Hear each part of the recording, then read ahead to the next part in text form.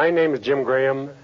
I'd like to tell you about an experience that I had during World War II as a guinea pig in an experiment in semi-starvation. During the war, there was a lot of concern for the people in Europe who were starving, not just those in prison camps and concentration camps, but also the general population who were suffering from food shortages. In making plans for relief activities after the war, there were a lot of questions that needed answers. What do you feed a starving person to bring him or her back to health? What's the most economical use of food materials when supplies are severely limited? We knew fairly well what a starved person looked like and what starvation did to the human body. But until this time, there had never been an opportunity to measure exactly what changes take place in the body under starvation conditions. Nor had there ever been any scientific test to determine what best to feed a starved person to bring him or her back to health. So, Dr. Ansel Keys, who was director of the Laboratory of Physiological Hygiene at the University of Minnesota, proposed an experiment lasting 1 year using volunteers from among the several thousand conscientious objectors doing alternative public service throughout the United States. I was one of those conscientious objectors. Early in 1944, a call went out for volunteers for those of us who were working in various civilian public service projects. I had already spent a couple of years with the Forest Service, planting trees and fighting forest fires. This call for volunteers sounded like an opportunity to provide a worthwhile service, not just to our country, but to all humanity. I was one of more than 100 volunteers. Of those 100, 40 were selected to go to Minneapolis for clinical tests and interviews, and I was one of the final 36 chosen to take part in the experiment. The criteria for selection were: 1, we had to be in good health and free from chronic diseases or disabling defects. 2, we had to be in good mental health. 3, we had to be able to get along with others under periods of stress. And lastly, we had to have an interest in studying and preparing ourselves for relief and rehabilitation work after the war. In the middle of November 1944, we 36 reported to the University of Minnesota in Minneapolis. We were shown to our quarters where we were to live for the next year, located under one wing of the university stadium. Here on the upper floor, we had our dormitory-style sleeping quarters, a comfortable lounge, a library, and classrooms. On the ground floor, the Laboratory of Physiological Hygiene had all of its equipment, testing rooms, treadmills, chemical analysis labs, and so forth. Our meals were taken at a cafeteria of one of the residence halls a little over a mile away. The experiment itself was divided into 3 parts. First, 12 weeks of normal diet, then 24 weeks of semi-starvation, and ending with 12 weeks of rehabilitation, a total of 48 weeks, just 4 weeks short of a full year. During the first 3 months of the control period, the standardization period, we were all on the same diet, but with different amounts according to the individual body requirements. The amounts were carefully measured to determine how much each of us normally needed. I started out at about 3,500 calories a day, which you might think would be enough for someone my size. I'm 6'2" and normally weigh about 175 pounds. But even at that level, I lost weight because I was fairly active. One of my hobbies is folk dancing, which I taught regularly at a local church. Furthermore, this was the middle of winter, so I was into all the winter sports, especially ice skating. Since I was losing weight, they kept increasing my food allotment. At the end of the 12 weeks, I was at 3,700 calories a day, and still losing weight, but not so rapidly.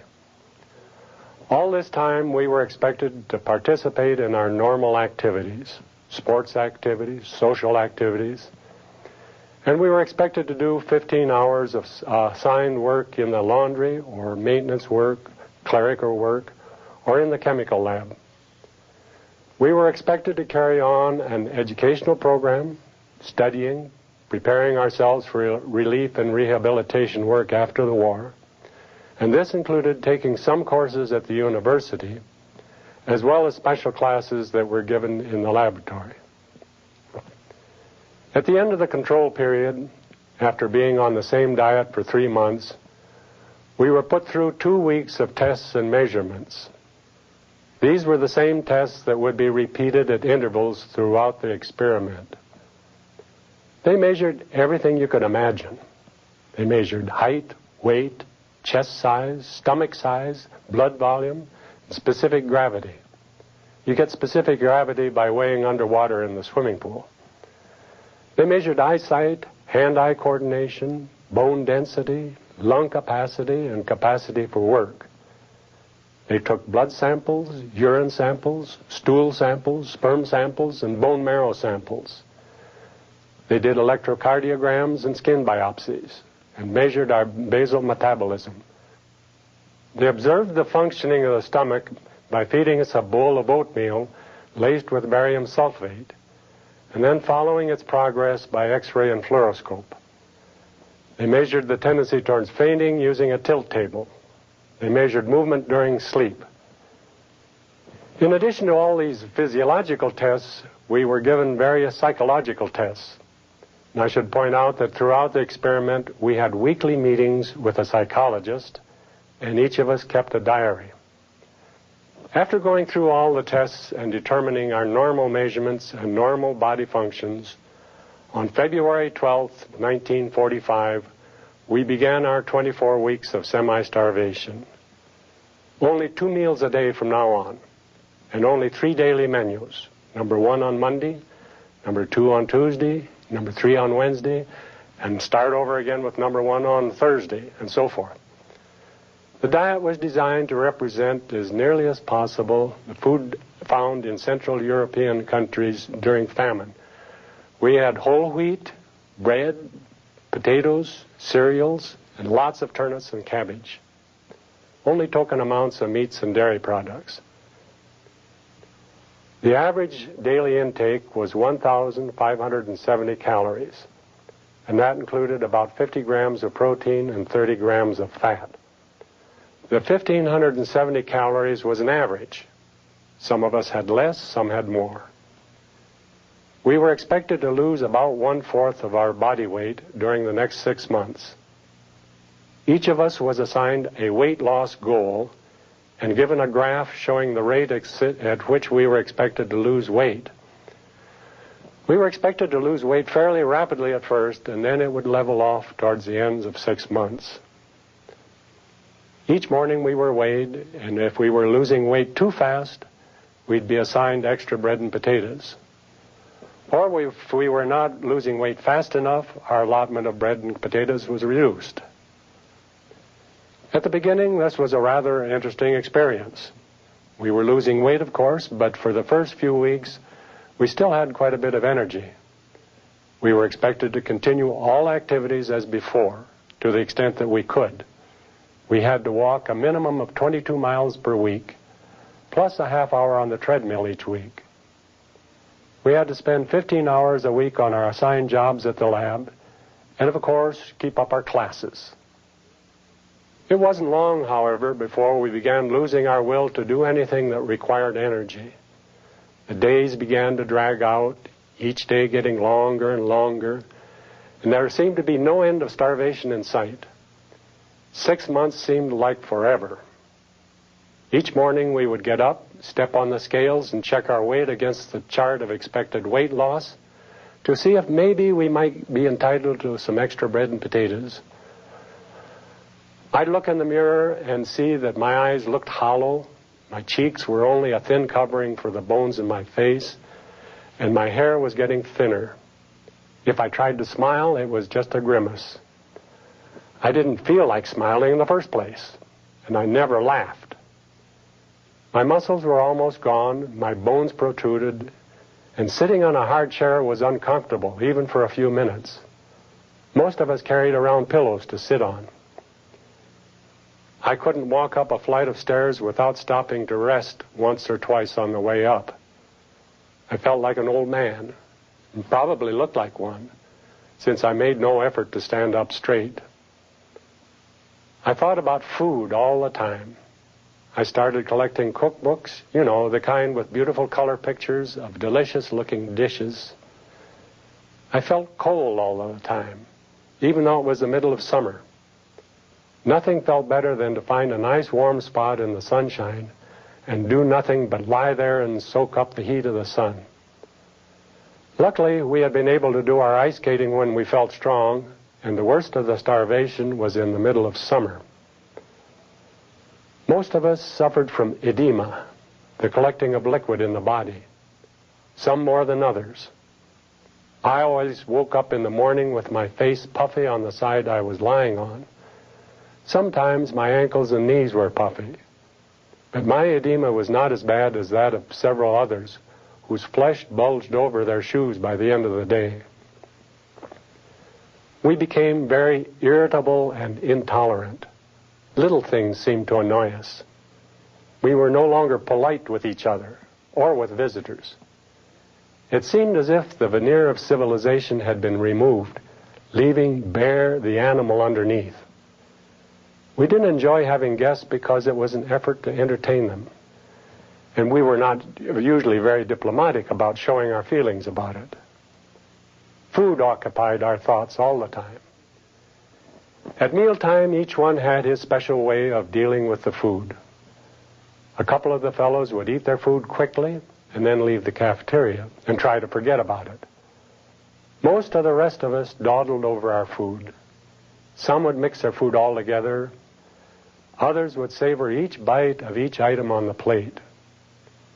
We'd been told before the experiment that the food might become monotonous, since there were only 3 menus.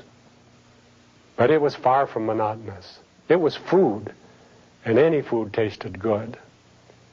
To this day, I find one of the tastiest foods is a simple boiled potato. It's delicious.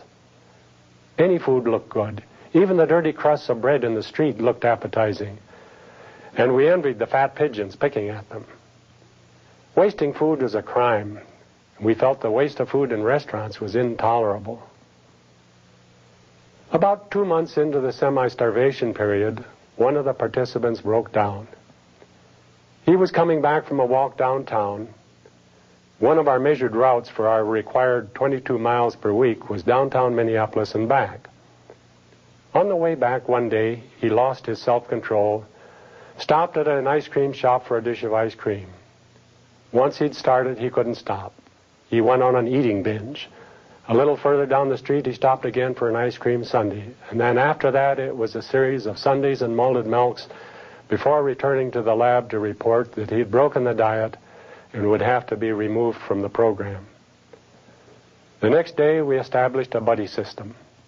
From that time onward, we never left the lab except in the company of another participant or a member of the staff. Those who were working in the kitchen asked to be assigned to other jobs. One of the first effects of semi-starvation was the loss of interest in women.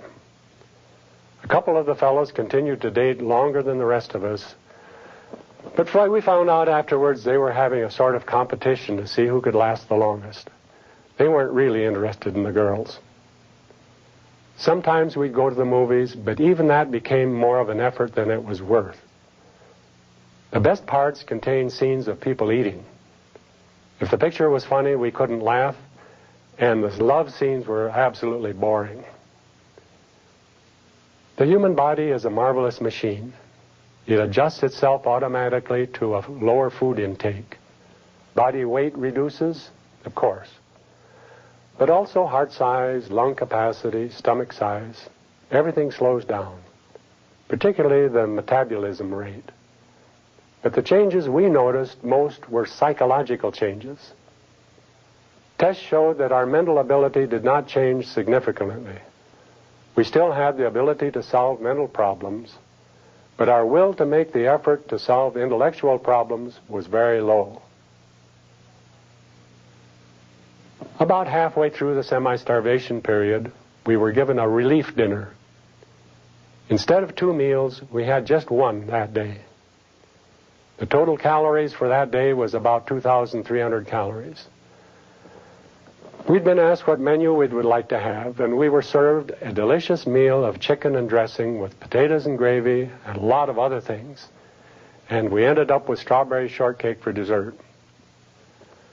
That night, we suddenly discovered that everybody was getting up in the night to urinate. In the morning, we all weighed in several pounds lighter. Apparently, the extra protein from the chicken dinner had triggered the loss of body fluids that were causing edema. A few days later, we were all back to our pre-relief meal weights, but wondering how much we really weighed. As we approached the end of the semi-starvation period, our spirits rose. On July 29, 1945, was the day semi-starvation was to end, and we were to begin eating again. It was also my 23rd birthday. For the rehabilitation period, we were divided into 4 groups. The lowest group received an additional 400 calories, the second group an additional 800 calories, the third group 1,200 calories, and the highest group received 1,600 calories in addition to the average 1,570 that we had been receiving. So now the 4 groups range from a little under 2,000 calories to 3,170 for the highest group. To find out the importance of proteins and vitamins in the rehabilitation of persons who have starved, our groups were further subdivided so that some received a protein supplement and some did not. Some received a multiple vitamin pill every day, and the rest received a placebo. That is, a pill with no vitamins in it. Morale was high for a few days, but that did not last long when we discovered that the food we were getting was not enough to satisfy hunger, and we were not even beginning to gain weight. In fact, for the first few weeks, we lost weight as pounds of edema fluids were being replaced by healthy flesh. Signs of recovery were so slow in coming that we became even more despondent than during semi-starvation. Therefore, after 6 weeks, our food rations were increased another 800 calories. Now the 4 groups averaged 2,700, 3,170, 3,570, and 3,970 calories per day. Even those getting nearly 4,000 calories gained weight very slowly. By the end of 3 months' rehabilitation, none of us had yet reached normal weight. The war came to an end while we were still in the experiment. Germany surrendered in May, and Japan surrendered in August. Our experiment didn't end until October. Thousands of starved people were being released from concentration camps and prison camps. Questions were being urgently asked about the best ways to feed these people. Unfortunately, Dr. Keyes could only give tentative answers based on preliminary results of the experiment. Definite answers would have to wait until our experiment ended in October. The first conclusions announced by Dr. Keyes was that the starved people of Europe and Asia must be rehabilitated physically before talking to them about democracy, a reference to the psychological effects of starvation. He also said that the Minnesota experiment showed that supplements of vitamins or proteins were not necessary. Here I'm quoting Dr. Keyes in a speech he made in Chicago. Enough food must be supplied to allow tissues destroyed during starvation to be rebuilt. Our experiments have shown that in an adult man, no appreciable rehabilitation can take place on a diet of 2,000 calories a day. The proper level is more like 4,000 calories for some months. The character of the rehabilitation diet is also important, but unless calories are abundant, then extra proteins and minerals are of little value." End quote. These were generalizations while the experiment was just coming to a close. The medical staff spent the next 3 or 4 years analyzing the extensive data collected and published the final report in 1950, almost 5 years later. The report is over 1,300 pages in 2 thick volumes. It gives all the details of the changes that took place in our bodies, physical, chemical, and biological, But it also showed that the greatest changes were psychological. Depression and apathy changed more than body weight. After the experiment was over, I was still hungry for a long time. Even when I could eat all I wanted, I would finish a meal and still feel hungry. My stomach just would not hold anymore. For months I carried candy bars or cookies in my pocket and munched continually. Naturally, I got fat.